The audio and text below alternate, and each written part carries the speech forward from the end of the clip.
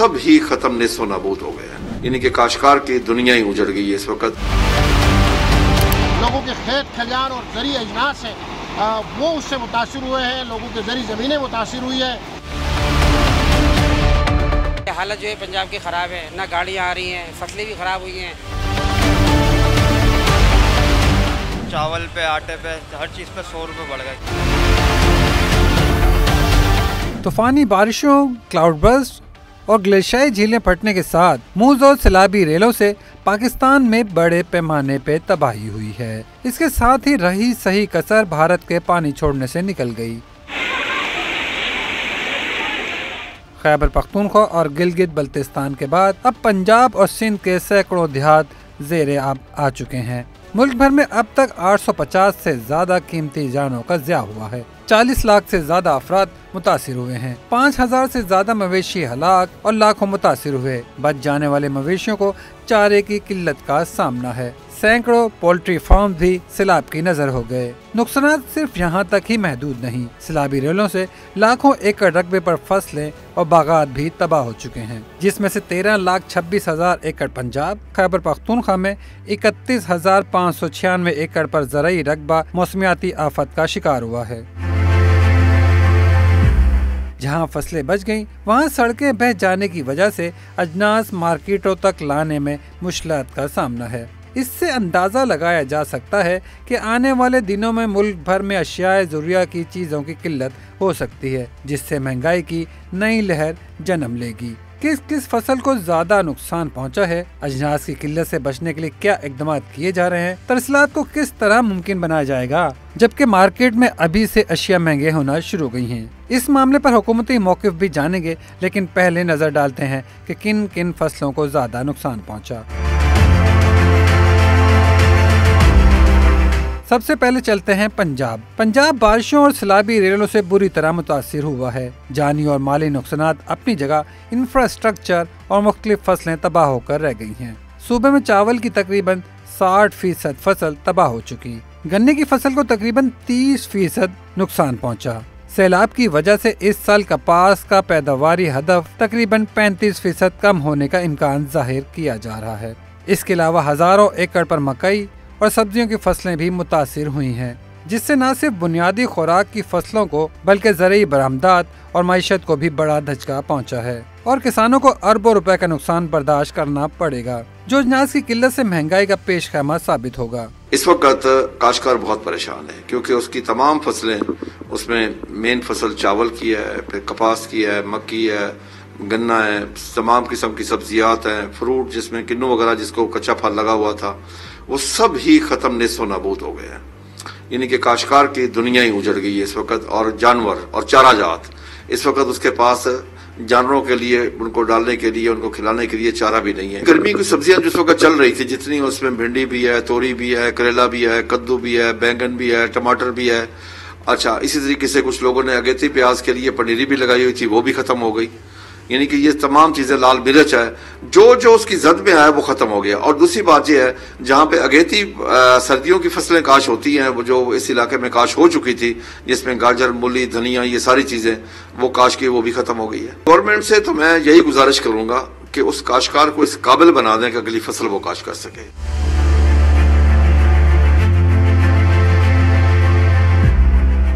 मुख्तलिफ रिपोर्ट्स के मुताबिक खैबर पख्तूनख्वा में 31,596 एकड़ पर ज़राई रकबा मौसमियाती आफत का शिकार हुआ है। तकरीबन 4,794 एकड़ रकबे पर मकई की फसल तबाह हो गई। चावल भी यहाँ की एक अहम फसल है, जो लगभग 3,482 एकड़ रकबे पर मुतासिर हुई। खुर्दनी तेल के बीज की 237 एकड़ रकबे पर फसल का तकरीबन 55% हिस्सा तबाह हो गया। 938 एकड़ ज़राई ज़मीन पर सब्जियां, 863 एकड़ पर दालें, 957 एकड़ पर तंबाकू और 98 एकड़ पर बागात तूफानी बारिशों और सैलाबों की नजर हुए। बहुत सारी जगहों पे सैलाब से जमीनों की कटाई हुई है और वहाँ पे जमीनें जो है वो बाज़ जगहों पे काश्त की काबिल नहीं है। इस सिलसिले में सूबाई हुकूमत ने वज़ीर-ए-आला खैबर पख्तूनख्वा अली अमीन गंडापुर ने इंतहाई मौसर कार्रवाई करते हुए उन तमाम इक़दामात को उठाया है जो कि इंतहाई ज़रूरी है। सबसे पहले 31,000 एकड़ ज़मीन जो है इसके ऊपर जो फसलें ख़राब हुई हैं उन ज़मींदारों को जिनका नुकसान हुआ है उनको हम फर्टिलाइज़र्स के शक्ल में और सीड की शक्ल में सूबाई हुकूमत जो है एग्रीकल्चर डिपार्टमेंट वो भरपूर मदद करेगी।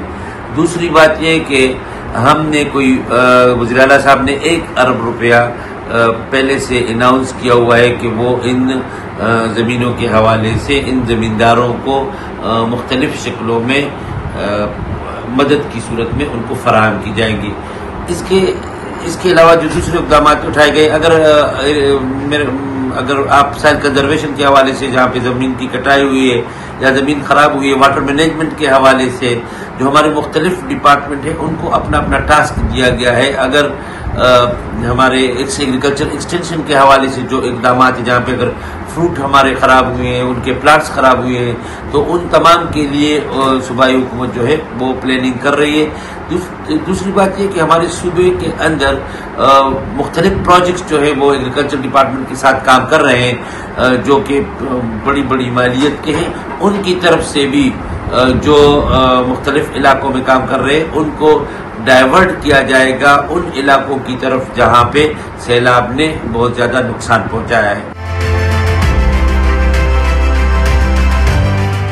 गिलगित बल्तिस्तान के मुताद्दिद इलाकों में बारिशों, क्लाउड बर्स्ट और ग्लेशियाई झीलें फटने से दर्जनों वादियाँ और गाँव मलियामेट हो गए। मकानात के साथ आबी गुजरगाहें और दरियाओं किनारे ग्रिड स्टेशन को भी बुरी तरह नुकसान हुआ है। राब्ता सड़कें बहने से दर्जनों देहात कट के रह गए हैं। गिलगित बल्तिस्तान में आलू और गंदम की फसलों के साथ सेब, खुबानी और दीगर फलों के बागात बड़ी तादाद में तबाह हुए हैं। जिस तरह गिलगित बल्तिस्तान में सैलाबी तबाहकारियाँ हुई है, जिसके नतीजे में यहाँ इरिगेशन चैनल जो है वो जगह जगह में बह गए हैं। सैलाबी तबाही में लोगों के खेत खलियान और ज़री अजनास हैं वो उससे मुतासर हुए हैं। लोगों के ज़री ज़मीनें मुतासर हुई है, जिससे सूबा भर में इसमें दो राय नहीं है कि फूड सिक्योरिटी का एक खदशा ज़रूर पैदा हुआ है। लेकिन गिलगित बल्तिस्तान के हवाले से होप ये है, उम्मीद ये है कि गिलगित बल्तिस्तान में जो गंदम है, जो वीट है, जिसकी सप्लाई ज़्यादातर पंजाब से होती है और वो सब्सिडाइज होती है, यहाँ के लोगों को सब्सिडाइज रेट पे गंदम मिलती है, इसलिए बहुत बड़ा थ्रेट तो नहीं है फूड सिक्योरिटी का। अलबत्ता यहाँ पे लोगों के बड़े नुकसान हुए, जो मुतबादिल ज़राए थे लोगों के ज़रिए अजनास के, उसके नुकसान हुए। इसलिए वज़ीर आला गिलगित बल्तिस्तान हाजी गुलबर खान साहब की खुसूसी हिदायत की रोशनी में यहाँ इरीगेशन चैनल की बहाली का काम जारी है। सूबा भर के ज़्यादा इलाकों में इरीगेशन चैनल बहाल हो चुके हैं, उनके खेतों तक, उनके खलियान तक पानी पहुँचाया गया है। अब तमाम दरियाओं का पानी सिंध में दाखिल हो रहा है, जिसे वज़ीर आला मुराद अली शाह ने सुपर फ्लड का नाम भी दिया है। सिंध में इससे बड़े पैमाने पर फसलों और बागात की तबाही का भी खतरा मौजूद है, जैसे चावल, कपास, गन्ना, प्याज, टमाटर और मिर्चों की फसलें मुतासिर हो सकती हैं।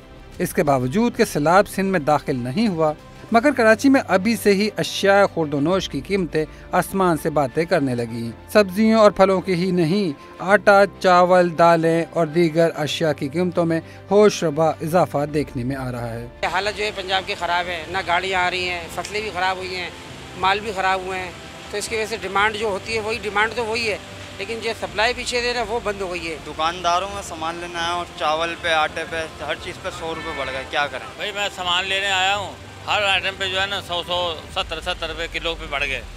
ये सैलाब ने तो हमारी जान निकाल दी। जो चीज़ मैं चावल यहाँ पे लेता था 220 से 30 रुपए में, वो आज मेरे को मिल रहा है 350 रुपये में। तो महंगाई इतनी बढ़ गई है कि मैं खुद परेशान हूँ। मौजूदा सूरत-ए-हाल में हुकूमत को फूड चेन बहाल रखने के साथ महंगाई को कंट्रोल करने के लिए फौरी और मौसर इक़दाम करने की ज़रूरत है, ताकि महंगाई की चक्की में पहले से पिसने वाले शहरी महंगाई के मजीद रेल में बहने से बच सकें। फूड चेन बहाली के चंद इक़दाम से अजनास की किल्लत को बढ़ने से रोका जा सकता है, जैसे ज़राई एमरजेंसी पैकेज और बीज और खाद की फराहमी, मुतासरा इलाकों में ज़राई कर्जों की रीशेड्यूलिंग या माफ़ी, आर्जी फूड स्टोरेज का क़याम, बिजली और गैस सब्सिडी ताकि फ्लोर मिल्स और कोल्ड स्टोरेज सिस्टम चलते रहें। महंगाई रोकने के लिए ज़ख़ीरा अंदोज़ी के खिलाफ सख्त कार्रवाइयाँ, सूबाई और वफाकी सतह पर मार्केट मॉनिटरिंग कमेटियाँ, मुख्तलिफ अजनास की बरामदात पर आर्जी पाबंदी आयद करके अंदरूनी मुल्क किल्लत को बढ़ने से किसी हद तक काबू पाया जा सकता है। मज़ीद न्यूज़ अपडेट्स और डिजिटल स्टोरीज के लिए सब्सक्राइब करें डॉन न्यूज़ पाकिस्तान।